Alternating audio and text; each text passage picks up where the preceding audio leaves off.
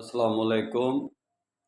تقسیم امت کی حالت میں مسلمین کے کسی گروہ کو یہ کہنا کہ ہم مسلمین ہیں باقی کافر ہیں یا فلانے کافر ہیں یا فلانے سلیکٹڈ کافر ہیں، کہنا اسلام کے اندر بالکل اجازت نہیں ہے، کیونکہ اسلام تو نظام تو پہلے تقسیم ہے، پہلے امت تقسیم ہے، تو تقسیم حالت میں کوئی یہ اتھارٹی نہیں رکھتا کہ وہ اپنے آپ کو تو کہے کہ میں مسلمین ہوں اور دوسروں کو کہے کہ وہ کافر ہیں۔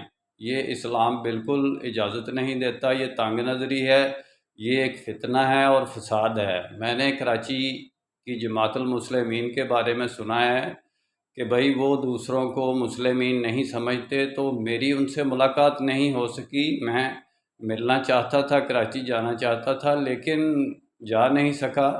تو کہنے کا مطلب یہ ہے کہ شرعی نسبت جو کہ مسلمین کی ہے، اس کو پہلے تو جماعت کے بارے میں ہی بنانا یا مختلف 335 قسم کی شرعی نسبت کی بنیاد پر جماعتیں ہی بنانا، یہ تفرق کا ایک نام ہے، یہ شرعی نسبت کا غلط استعمال ہے، یہی اسلام کا طریقہ نہیں ہے تقسیم امت کی حالت میں۔ میرا کام اسلامک ورلڈ کی امن اور یونائٹی کا ہے، انشاءاللہ ڈیٹیل میں بات پھر ہوگی۔ نسبت وحدت خدمت خیر کے ساتھ، اللہ حافظ۔